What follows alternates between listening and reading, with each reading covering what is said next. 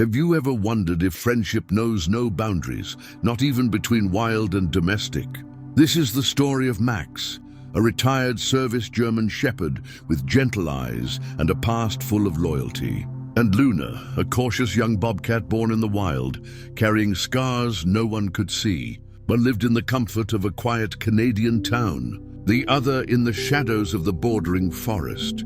Their paths were never meant to cross, but sometimes the most beautiful connections come from the most unexpected meetings. Can two creatures from different worlds teach each other to trust again? Stay with me. This story might change how you see love, healing, and second chances. Max hadn't always been a retiree. Years ago, he was part of the K9 unit in Toronto, fearless, focused, and devoted. He had chased down criminals, sniffed out danger, and once even dragged a child from a frozen river. But time, as it always does, caught up. His handler, Officer Daniel Brooks, had to make the toughest call of his career: retire Max. It wasn't just arthritis in Max's back legs, or the cloudy film starting to form in his right eye.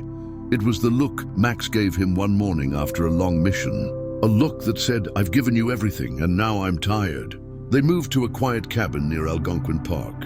Peaceful, silent, almost too silent for a dog used to the crackle of radios and the hum of city life. Max would sit by the window, ears twitching at distant howls or the rustle of leaves. His body rested, but his spirit wandered. He missed purpose. He missed someone needing him.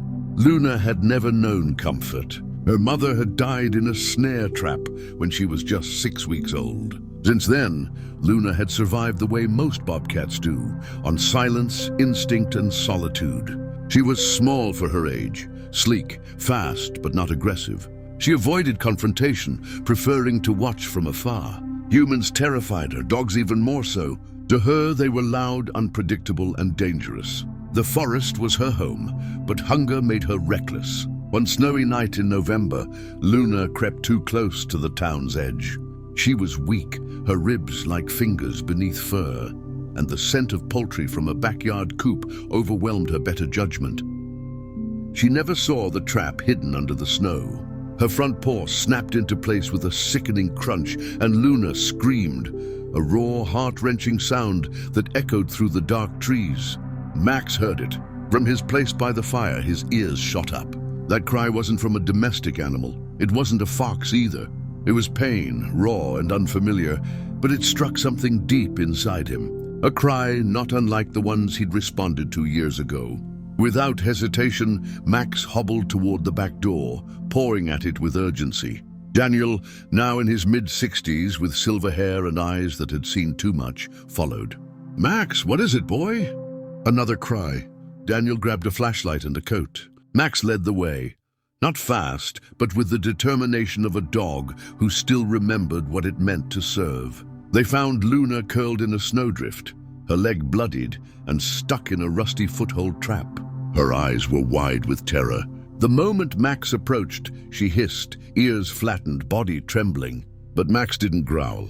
He didn't bark. He sat. He sat just a few feet away from her, lowering his head as if to say, "I won't hurt you." It took time. Daniel, experienced with wild animals, slowly freed Luna using thick gloves and calm whispers. She lashed out at first, scratching his arm, drawing blood, but he didn't retreat. They brought her back to the cabin. Against all logic, against everything Daniel had ever believed about wildlife, he let her stay. He made a bed of old towels near the fireplace. He bandaged her leg. And Max? Max never left her side.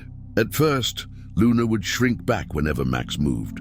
She'd hiss when his nose got too close, or when his tail brushed hers. But slowly, night after night, Max lay a little closer, just enough that she could feel the warmth of another body, just enough to know she wasn't alone.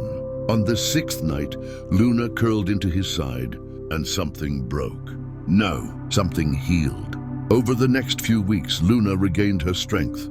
She limped less, ate more, and began exploring the cabin during the day, always returning to curl up beside Max when dusk fell. The two developed a quiet language. A nudge from Max meant "come eat." A low purr from Luna meant "I feel safe." A single shared look was often enough to communicate what humans never could. Daniel watched it all with awe. "I've seen soldiers who couldn't trust anyone after war," he once whispered to Max. "But look at her. You taught her what kindness looks like." It was inevitable.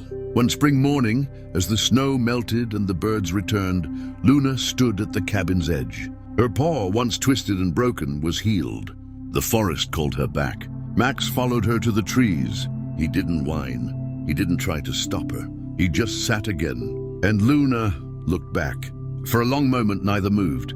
Then she disappeared into the woods. Max waited at the edge for hours that day.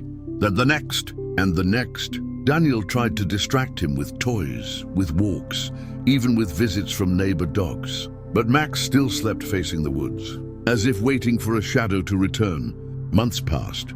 Then came autumn again. One rainy evening, Max limped outside to his usual spot by the edge of the trees. The wind carried scents he hadn't smelled in months. Fresh pine, damp earth, and something else. Familiar. A shape emerged through the mist. Luna. But she wasn't alone. Two tiny figures followed her, spotted, wobbly, and curious. Her cubs. She looked thinner, older, but her eyes still held that same quiet depth. Max didn't move. Neither did she. Then, as if no time had passed, Luna brushed her head gently against Max's neck. Her cubs tumbled in the grass, too young to understand what this meeting meant. But for Max, and for Luna, it was everything. A bond, once formed in pain, had returned in joy. Luna never stayed long, but she returned often. Sometimes just for a night, sometimes for a few days. Her cubs grew, and Max taught them how to play without fear. He let them tug his ears, crawl over his back, and even sleep between his paws. Daniel would often watch from the porch, a mug of coffee in hand, mist curling at his feet.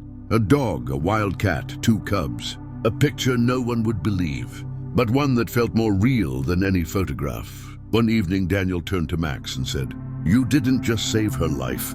She saved yours too, didn't she?" Max rested his head on Luna's back. His answer was in the silence. They say, if you walk the edge of Algonquin Park in the early morning fog, you might see an old German shepherd standing proud and calm. And if you're quiet enough, you'll see a bobcat at his side. Sometimes two young ones trailing behind. They won't run, they won't growl. They'll just watch, peaceful, together, because some friendships don't need words. They just need time, trust, and one moment of unexpected kindness. Tell me this. Do you believe animals can form deep emotional bonds, even across species? Have you ever witnessed or experienced a connection that made you question what's possible? I'd love to hear your thoughts in the comments. Let's talk about those unforgettable bonds, no matter how unlikely they seem.